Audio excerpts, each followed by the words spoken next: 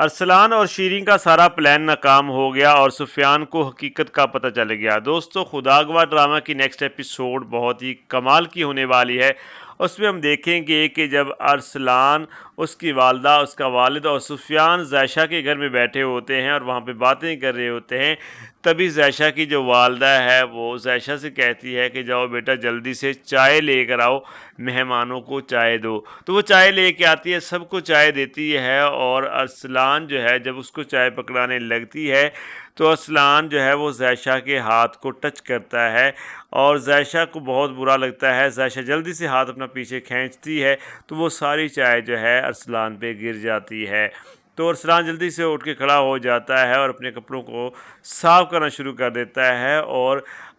سفیان جو ہے یہ دیکھ کر حیران ہوتا ہے کہ آخر یہ حرکت ہوئی تو ہوئی کیسے ہے، کس طرح سے اس پہ چائے گر گئی۔ بہرحال وہ اگنور کرتا ہے، اسے لگتا ہے کہ شاید ذائشہ کی غلطی ہوگی، ذائشہ سے گر گئی ہوگی چائے۔ تو وہ کہتا ہے ارسلان سے کہ جاؤ جا کے تم واش کر کے آ جاؤ کپڑوں کو، اور وہ کہتا ہے، ارسلان جو ہے اس موقع کا فائدہ اٹھاتا ہے اور ذائشہ کو کہتا ہے کہ مجھے دکھاؤ کس طرف ہے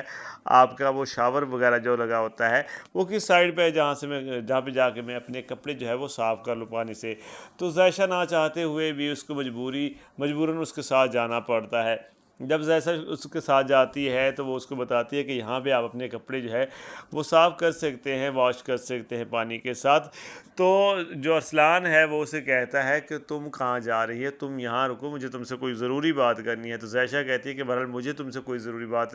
نہیں کرنی، نہ ہی تمہاری کوئی ضروری بات میں نے سننی ہے، اس لیے میں جا رہی ہوں۔ لیکن ارسلان کہتا ہے کہ نہیں، تم ایسا نہیں کر سکتی، تم میری بات سن کے جاؤ گی، کیونکہ آج میں تمہیں سفیان سے ہمیشہ کے لیے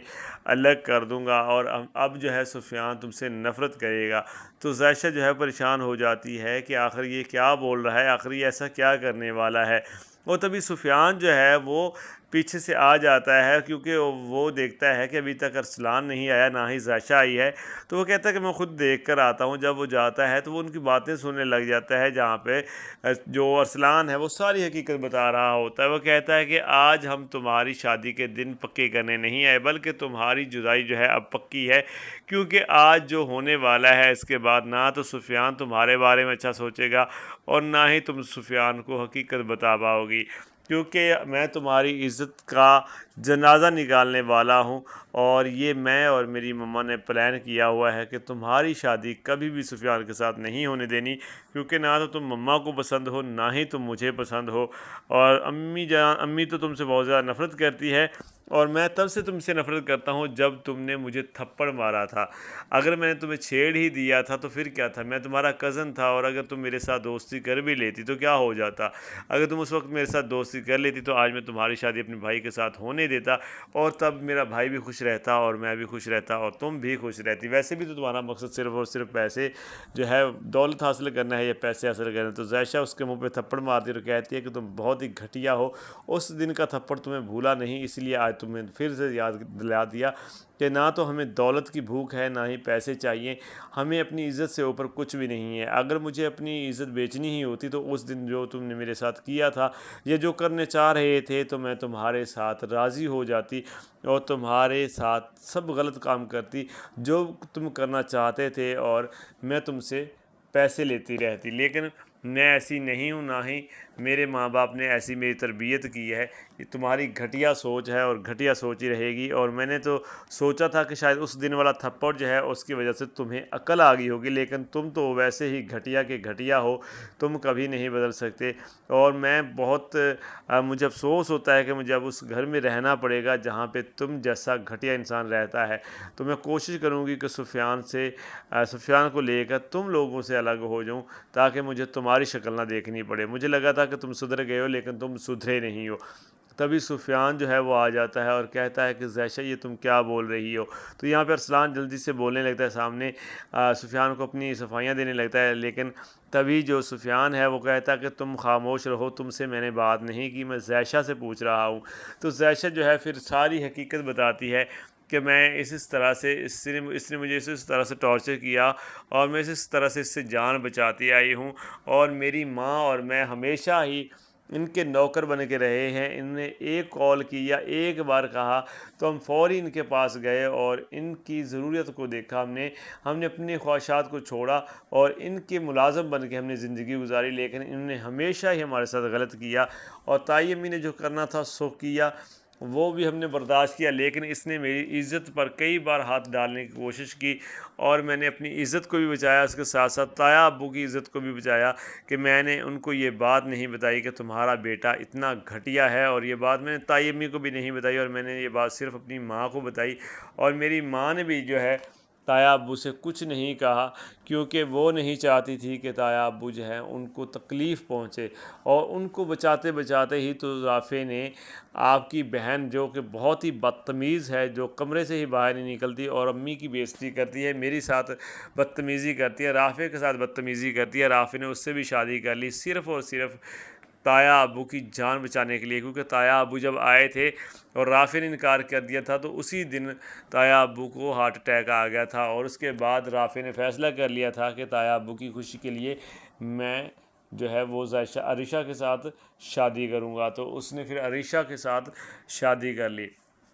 جب یہ ساری حقیقت کا پتہ چلتا ہے سفیان کو تو سفیان کا تو رنگ ہی اڑ جاتا ہے کہ میری ماں جو کہ میرے سامنے میری بنی ہوئی ہے، پاپا کے سامنے بھی جو ہے بہت اچھی بنی ہوئی ہے، یعنی کہ سب کے سامنے اچھے بننے کی ایکٹنگ کر رہی ہے جیسے ارسلان کر رہا تھا، اور اندر ہی اندر یہ کیا کچھ کرنے والے ہیں، ایک تو یہ میری محبت مجھ سے چھیننے والے ہیں، دوسرا اس پہ گھٹیا الزامات بھی لگانے والے ہیں، اور اس بندے نے اس کے میری ہونے والی بیوی کے ساتھ اتنا کچھ کیا، اور اس کی برداشت ہے کہ اس نے سب کچھ کسی کو نہیں بتایا، اور وہ بھی ہمارے ہی گھر کی عزت بچانے کے لیے اس نے کسی کو نہیں بتایا، ورنہ ہم تو کسی کہیں جگہ پہ منہ دکھانے کے لائق نہیں تھے، اور بابا جو تھے وہ بھی پتہ نہیں کیا سوچتے کہ میرا بیٹا یہ کیسا ہے، لیکن اس نے ہماری عزت رکھی، اور ایک ارسلان ہے جو اتنا گھٹیا ہے کہ اس کو اپنی غلطی کا احساس نہیں ہوا اور بار بار یہ جو ہے وہی حرکت کرتا ہے، اور اب مجھے اس سے الگ کرنے کے لیے اس نے کس طرح کی چال چلی ہے۔ تو یہاں پہ ارسلان کے منہ پہ سفیان جو ہے وہ تھپڑ مارتا ہے، اسے کہتا ہے